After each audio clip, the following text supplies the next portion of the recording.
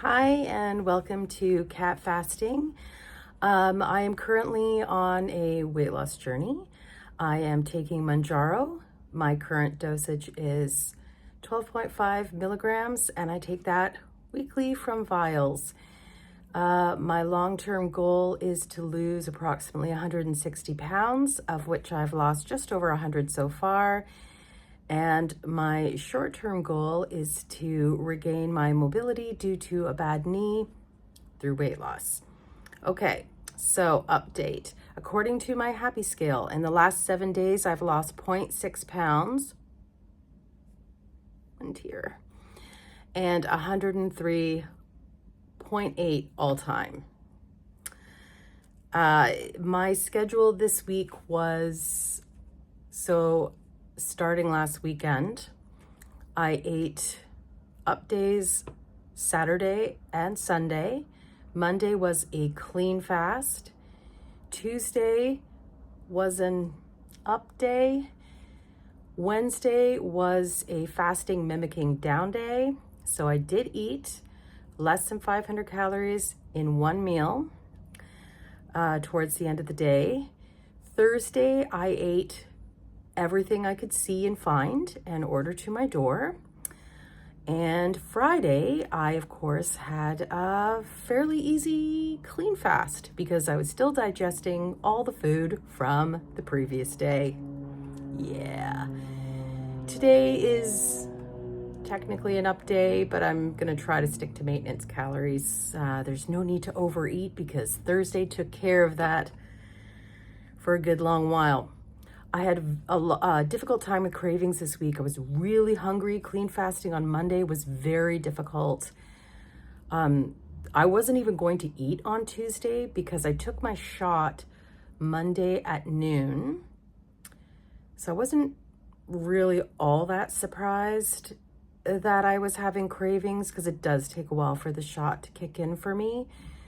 But I did take it at that time purposely because I thought I was going to be doing 2 clean fast days in a row. Day 2 for me on my shot gives me the most suppression. Well, I call it suppression. It's more complete nausea. But like I said, I had really bad cravings and I was mentally going insane. It's really slow with my work right now. I really did do tons of chores in the morning, hoping to keep myself distracted. But by the afternoon, I was going nuts. I think I made it to like 5 or 5:30, something around there, before I started eating. But yeah, I was really disappointed. And the slow digestion that I get with my shot, which is the number one effect I get from that shot, annoyingly, made sleep really difficult. Getting to sleep, staying asleep, because it just doesn't move. The food just doesn't leave my stomach. It's very, very uncomfortable. I don't know why I keep eating on day 2, because it's stupid. So Wednesday, I was determined to fast. Again, really bad cravings, started going nuts. It's a mental struggle this week. It was mental. And I did decide to do a down day. I wanted to make sure that I was controlling myself to a certain amount. I do want at least 3 days moving forward. So I did a fasting mimicking day with OMAD, 1 meal a day.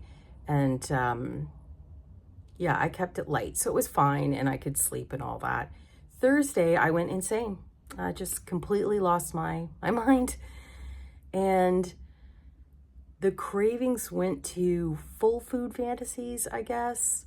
I really don't know what's wrong with me. I shouldn't be having, I take hormone replacement therapy. I don't have like ups and downs like back in the day. This isn't like PMS or something.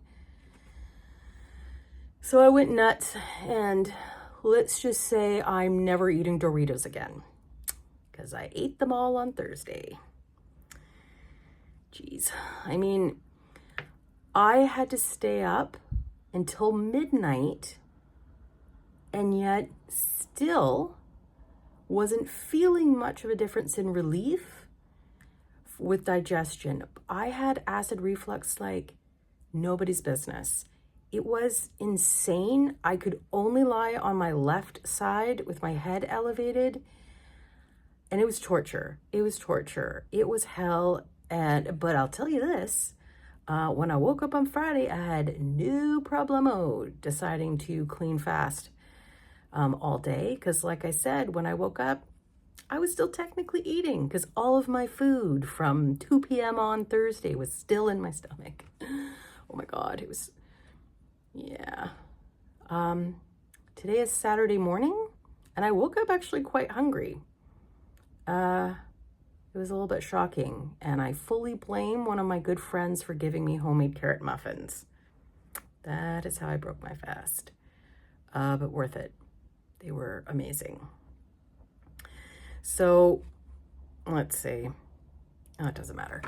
I'm going to stay really flexible with my fasting schedule because I'm finding every time I come on here, give an update and say, this is what I plan to do, never happens. Literally never happens. As long as I get my 3 days of either clean fasting or fasting mimicking in, that is my sort of default minimum to at least make myself feel like I'm putting in proper effort. So I'm going to play it by ear. Yeah, today's an eating day. Tomorrow, I don't know. I probably won't clean fast. You know, the shot is wearing off. I may do a down day. It depends. But one thing I am deciding to do this week is, so a long time ago, I made a decision that as far as the flavor sweet is concerned, and I'm going to include carby stuff in that, I thought the way to attack that problem was to eliminate things that were a consistent part of my diet that would be easy to give up and do those first. I am thinking now very much that was a mistake. I'm going to talk about specific foods now. If that bothers you, don't continue. So things like diet soda, big part of my life since I was a teenager. And I gave that up, not up, I gave it up as a consistent part of my diet, and more like if I'm out at a restaurant, I may get a diet soda. I may have a stevia pop in my home once in a blue moon if I remember to pick one up. But it's certainly not a daily thing for me, because of course, artificial sweeteners are not great for me.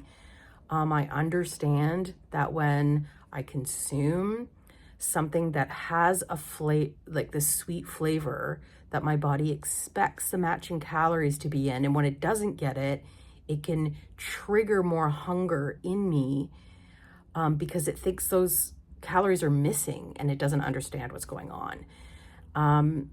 But recently, my algorithm has triggered me to, I'm just going to call them experts, but where they say that studies have been done to show that people who do consume diet sodas can be more compliant on the rest of their diets. And I was really thinking that because one of my major cravings this week was diet soda. And had I just made that decision to have it, I may not have caved completely and just gone absolutely nuts putting crap in my body, like food crap and volume in my body. And so I do have diet soda in my fridge now, and I'm going to give it a try, because if having a 0-calorie soda on my eating days in my window only, it certainly does. I cannot have it during a fast. It would raise insulin and ruin it. But if I have it on my eating days, and in my head, mentally, I'm thinking, I've had a treat, I've had something sweet, and I'm satisfied by that, I want to see if that does prevent worse decisions. And that maybe what I need to do is keep the easier things. Another example is fruit. So many, again, experts are saying, as far as fruit is concerned, to consume berries, they're lower on the glycemic index. You know, when fruit is consumed, I understand that if I eat an orange, it's the fiber of the orange that slows down the absorption of sugar. So as long as I'm not having it as like juice, it's not so damaging, but it is sugar. It is pure sugar almost. And so I cut a lot of those out. Like I don't eat those kind of things. I don't eat bananas anymore. I avoid fruit. I was thinking that's kind of dumb. Like it would be so much better for me to get what nutrition is available in a piece of fruit rather than having like chocolate or a pastry or something that is a complete write-off. Like, anyway, I think that it's fine that I thought doing the easy stuff first was a good idea, but the problem is I've never been able to conquer the harder stuff.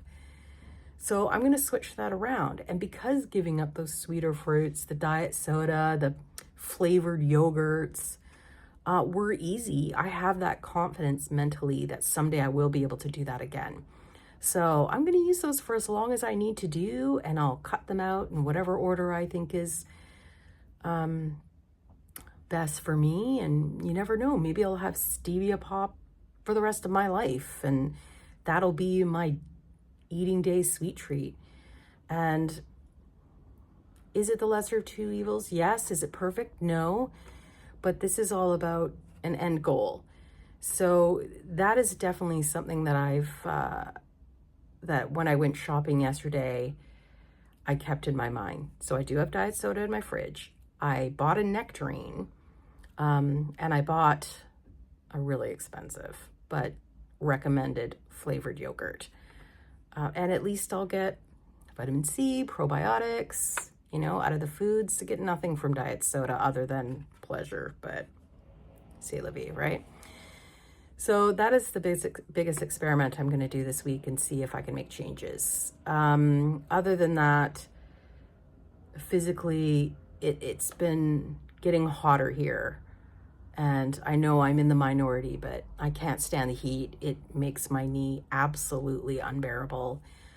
So I'm getting into the scared part of the year for me, where I'm at real risk of being in serious pain for months. And it being the very beginning of March, that's a long shot until it cools down again in October. That's a long period of time for me to go terrified to be upright and putting weight on my knee. So any pounds off is great, even though the scale is going down, my size isn't going down, my gut isn't going down, my waist went up this week. I mean, it probably shows you how much I ate on Thursday, for reals, right? It's all in there. So, I mean, I'm doing the best that I can. And yeah, thank you so much for watching. I'll put my before and afters, well, sort of before and afters, progress videos at the end if you're interested. And thank you very much for watching. I really do appreciate it.